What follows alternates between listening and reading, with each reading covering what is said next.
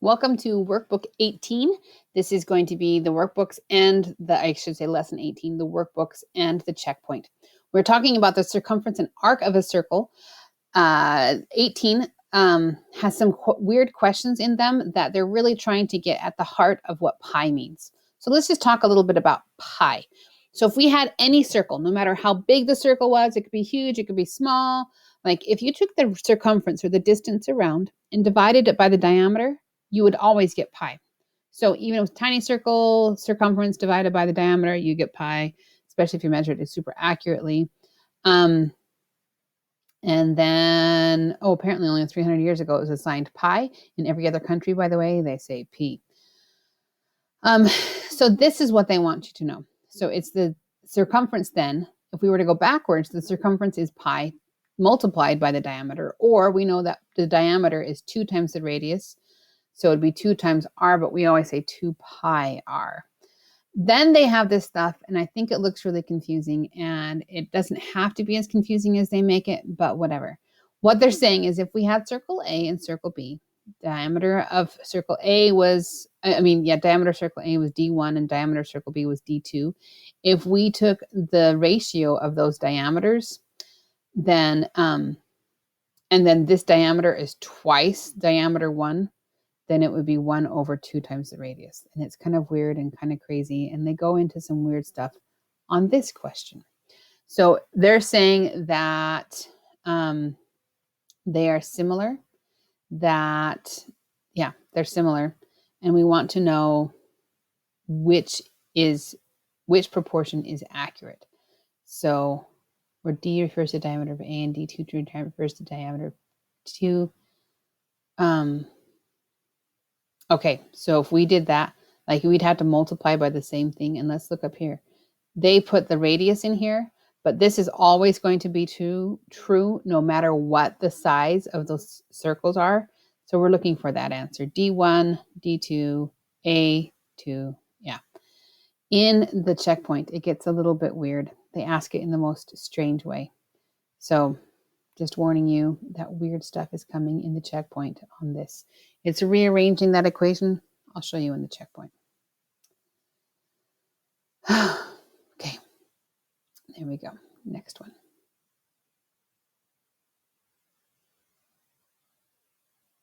I don't know why they do that, because I feel like just like recognizing that they're the same thing doesn't really help you know much about circumferences.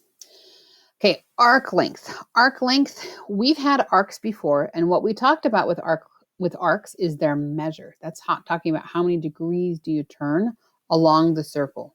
So that's what an arc measure is. On the other hand, we have an arc length. An arc length is literally part of the circumference. So to do that, we're going to have basically, you take the part of the arc divided by 360 multiplied by the circumference. So let me show it to you in another way just to make sure we understand it. So we're basically going to take part over the whole and multiply it by the circumference. I'm going to put this as 18.2 arc length. So we take the part, multiplied it by the whole, divided by the whole and multiply it by the circumference. We know that the formula for circumference is 2 pi r, and the part would be whatever that theta is, that central angle, and or that arc length, same thing, divided by 360. Let me put 360 there. So what you're going to be having to fill in if you were just simply supposed to find the arc length, the main things that you're going to be filling in is the radius and that arc length, and you can let the calculator do all the calculations for you using Desmos. Life is so much better with that. So let's just go to a problem because it makes it easier. Okay, so we have this arc, this circle. The radius is 2, and I can see right here that arc right there, I know that symbol means it's 90. So I'm going to fill these in. So I would have 90. Whoa, I have weird colors going on in this thing. So 90 divided by 360 multiplied by 2 pi, and then the radius was 2. So let me show you what it looks like I did here. So 90 divided by 360 multiplied by 2 pi and then r, because the things I replaced in there was the 90 degrees and then the radius was 2, right? So I'm going to come into decimals and I can do 90 over 360 multiplied by 2. And I'm going to hold on off on the pi. Let me check to see what the answers are. Okay, so notice that these all they'll have pi or they're not crazy decimals. So let me show you this thing. I call this, when you're using that pi coming back on here, if you notice that the answers are in pi, you take this and you put it in your pocket. That's how I describe it. So put aside until the end. So put it in your pocket.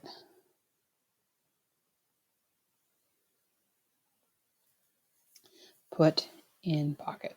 So if we did not use pi, let me just show you the difference. So if I use times by pi, and I can type pi for pi if I wanted that, and then multiplied by 2, I get this decimal.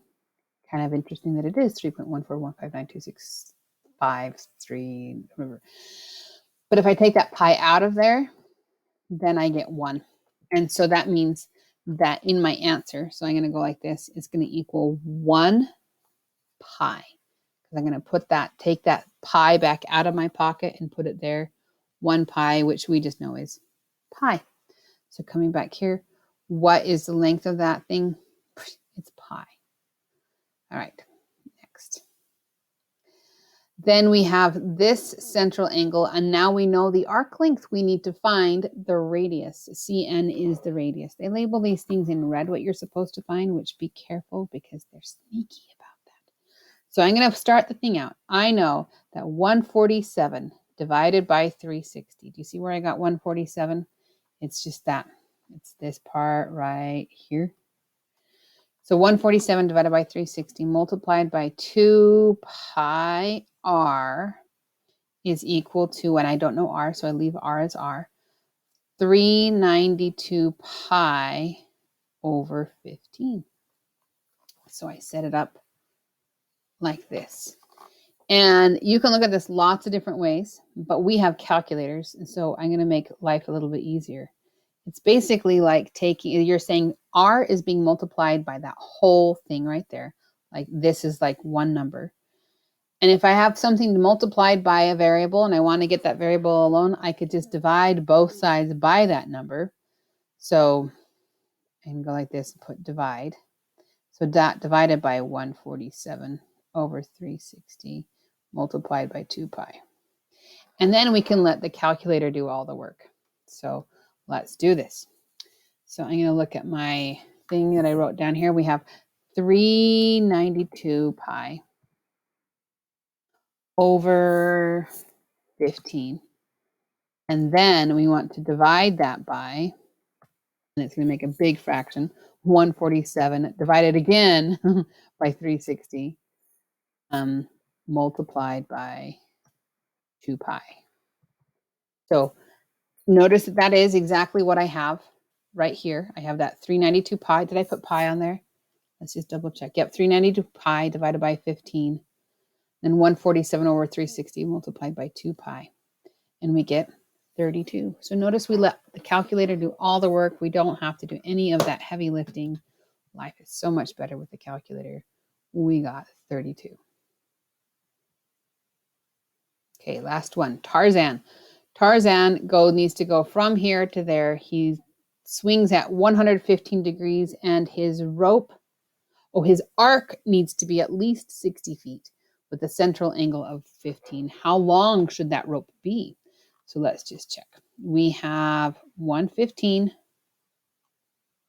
over 360 multiplied by 2 pi r. We don't know that radius, but we know it needs to be 60. So look at what I wrote down. So we know that needs to be at least 60. And again, this is just one big number being multiplied by r. So we're going to bring that over here and divide by that. So 60 divided by 115 over 360 multiplied by 2 pi. And that will give us our radius. So decimals, so 60 divided by 115 over 360 multiplied by 2 pi. And we get 29.89. So I'm going to write this down, 29.89. And then come back to the question, round it to the nearest foot. Well, I would say that would have to round up to 30 feet because 29.89 would definitely round up to 30. And there we go. So that was the end of 18.2. I believe there's an 18.3 and then the checkpoint. Okay, so that was all about arc length. So we did circumference, we did arc length, and now we're going to talk about the ratio of the arc length to the radius. And that is the ratio of the arc length to the radius, 18.3, is all about radians. So here's the idea. If we were to take any circle, let me see if we can find any circle up here. No, we can't. If we were to take any circle, then take the radius and make it like floppy and loose, like a piece of cooked spaghetti or that rope licorice, and started on one side of the circle and then wrapped it around and kept on wrapping it around. Well, to get half the circle, it would take 3 and a little bit. And if you kept on going all the way around, it'd take 6 and a little bit. But each one of those little radius lengths that becomes wobbly is called a radian. And that's the relationship they're trying to say. So the radian is like a description of how many radius lengths it would take to go around the circle. So, yeah. So basically, it's the arc length divided by the radius. Okay. So this is comparing them. So if we knew the central angle over 360, that would be the same thing as the arc length over the circumference.